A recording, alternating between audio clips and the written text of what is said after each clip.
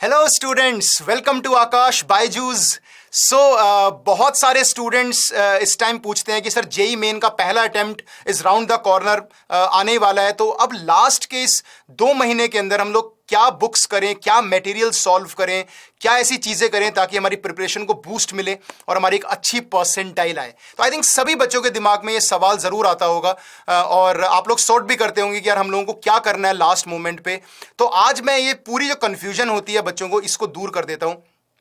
Last moment पे यानी कि इन आखिरी के जो 2 महीने आपके बचे हैं, जस्ट इन केस अगर आपका एग्जाम जनवरी एंड या फरवरी में हो जाता है, तो आखिरी के इन 2 महीनों में आपको क्या करना है वो मैं आपको बता देता हूं। अगर आपका एग्जाम अप्रैल में होता है तो भी आप ये देख सकते हो कि आखिरी के 2 मंथ्स में आपको क्या करना है। तो लास्ट के 2 मंथ्स में कौन सा मटेरियल करना है मैथ्स के अंदर, क्या क्या चीजें करनी है ताकि आपका जो मैथ्स का पेपर है वो बहुत अच्छा हो और अच्छी परसेंटाइल आपको मिले।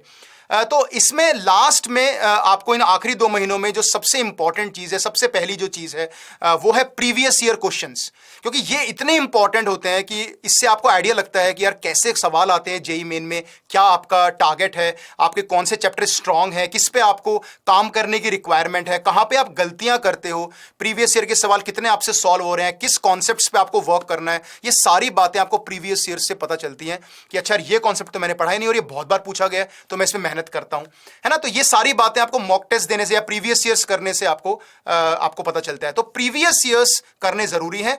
अब बच्चे पूछते हैं सर कितने साल के प्रीवियस ईयर्स करें, आखिरी के 2 महीनों में हमारे पास 50 दिन या 60 दिन जो भी हमें मिलते हैं उसमें कितने प्रीवियस ईयर्स हमें कर सकते हैं। तो प्रीवियस ईयर्स आप minimum to minimum last 4 years के प्रीवियस ईयर्स तो कर ही लो, यानी 2022, 2021, 2020 और 2019, जब से एनटीए के पेपर्स आने शुरू हुए हैं, जब से हमारा ये जो आपके मल्टीपल जेई मेन होने लगे हैं, तब से आप एटलीस्ट इतने साल के पेपर्स तो आपको सारे शिफ्ट के पेपर्स करने ही करने हैं।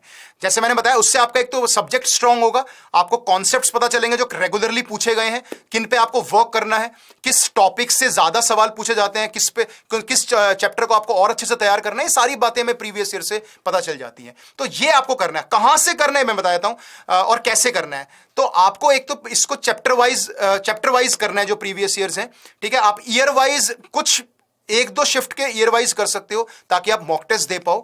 अदरवाइज आप कोशिश करो कि इन्हें चैप्टर वाइज खत्म कर लो। हर एक चैप्टर के जितने भी जेई मेन के सवाल हैं वो सारे खत्म कर लो। कहां से करने, आप एक बुक से कर सकते हो, that is Disha publications. Disha publications में आपको जेई मेन और जेई एडवांस्ड के सारे क्वेश्चंस मिल जाएंगे उस टॉपिक के। तो आप जेई मेन वाले सारे कर सकते हो। अगर आपको लगता है एडवांस के भी कोई क्वेश्चंस करने तो उसमें एडवांस से के भी क्वेश्चन सॉल्व हो जाते हैं, है ना। तो दिशा पब्लिकेशंस करने से ये फायदा होता है कि एक सर्टेन सब टॉपिक्स में उन्होंने डिवाइड किया हुआ है और हर एक सब टॉपिक में कुछ कुछ सवाल हैं जो आपके ईयर वाइज दिए हुए हैं और उसमें एडवांस के सवाल भी हैं, तो आप एडवांस वाले भी ट्राई कर सकते हो बीच बीच में। तो उससे भी एक अच्छा आपको कॉन्फिडेंस मिलेगा और आपकी प्रिपरेशन बहुत अच्छी हो जाएगी, ठीक है।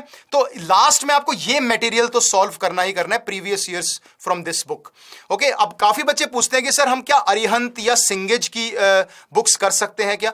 तो बुक्स आप रेफर कर सकते हो अगर आपको किसी चैप्टर की थ्योरी पढ़नी है या आपको कोई चैप्टर वीक है, कोई टॉपिक वीक है, तो उसको आपको के सॉल्व एग्जांपल्स करने हैं। तो लास्ट मोमेंट पे आप कोई ऐसी किताबें मत उठाओ, ठीक है। लास्ट मोमेंट पे आप सिर्फ ये काम करो कि आप सिर्फ सॉल्व एग्जांपल्स कर सकते हो, just to improve your topic, just to improve your basics, तो वो आप कर सकते हो। अदरवाइज अगर आपका चैप्टर स्ट्रांग है, आपको कॉन्सेप्ट्स आते हैं या आपने थ्योरी कर रखी है, तो गो फॉर प्रीवियस ईयर्स, सीधा प्रीवियस ईयर से हिट करो और वो सॉल्व कर लो। पर कोई चैप्टर ऐसा है जिसको आपको तैयार करना है, वीक चल रहा है, थोड़ा सा स्ट्रांग करना है, थोड़ा मीडियम लेवल का करना है, तो go for some theory book, either Cengage और अरिहंत, और उसमें से आप सॉल्व एग्जांपल्स करना स्टार्ट कर दो। आप 20-30 सॉल्व एग्जांपल्स कर सकते हो चैप्टर के end then go for previous years again, है ना। बाकी पूरी बुक या अनसॉल्व एग्जांपल्स बुक से करने का यहां पे कोई मतलब नहीं। आखिरी के 2 महीनों में आपको तीनों सब्जेक्ट्स में इनफैक्ट आपको ये स्ट्रेटेजी काम आ सकती है, ठीक है। उसके अलावा मॉक टेस्ट आपको देने हैं। अब मॉक टेस्ट बच्चे बोलते हैं सर कहां से दें, क्या फॉलो करें। तो मॉक टेस्ट में either you can join any test series, जो भी आपको पसंद हो अपने फ्रेंड्स से आप रेफर कर सकते हो, तो ज्वाइन एनी टेस्ट सीरीज। और एनटी अभ्यास के आप पेपर्स दे सकते हो। हालांकि बहुत बच्चे बोलते हैं सर उसका लेवल उतना नहीं है जैसा 2022 में आया था, बट स्टिल आप एज ए मॉक टेस्ट आप एनटी अभ्यास ऐप डाउनलोड करके वहां पे वो आप मॉक टेस्ट दे सकते हो। नहीं तो आप जो भी रिसेंटली आपके जो पेपर्स हुए हैं उसमें से 1-2 शिफ्ट मत करो सॉल्व, उन 1-2 शिफ्ट्स को आप मॉक टेस्ट की तरह भी दे सकते हो जो 2022 में 21 में जो भी पेपर्स हुए हैं, या पुराने जो जेई मेन के पेपर्स हैं 2015 के, 2016 के, 17 के, क्योंकि उस टाइम ऑफलाइन पेपर होता था। तो ऑफलाइन पेपर में हमें काफी सारे क्वेश्चन ऑप्शंस मिल जाते, लेकिन उस टाइम ऑनलाइन पेपर्स भी होते थे। तो ऑनलाइन पेपर्स भी आपको अवेलेबल मिल जाएंगे एनटीए की वेबसाइट पे, या फिर कहीं इधर इधर और गूगल पे आप सर्च करोगे तो मिल जाएंगे। तो आप वो online papers as a mock test दे सकते हो। अगर आप एनटीए अभ्यास करना चाहते हो तो वेल एंड गुड, नहीं करना चाहते जस्ट इन केस, तो आप वो ऑनलाइन पेपर जो 2013, 14, 15, 16 में जो हुए हैं वो आप दे सकते हो। क्योंकि ऑफलाइन तो हमने फिर भी देख रखा होता है, प्रीवियस ईयर्स में होता है, बट स्टिल वो ऑनलाइन पेपर्स हमें कम मिलते हैं, तो वो आप टारगेट कर सकते हो आखिरी के 2 महीनों में एज ए मॉक टेस्ट। ठीक है, कोई नई बुक या कुछ नया पढ़ने की बहुत ज्यादा रिक्वायरमेंट नहीं है। अच्छे लेवल के क्वेश्चंस करो, वैरायटी ऑफ क्वेश्चंस सॉल्व करो, लेंदी क्वेश्चंस करो, लिख लिख के प्रैक्टिस करो मैथ्स में क्वेश्चंस।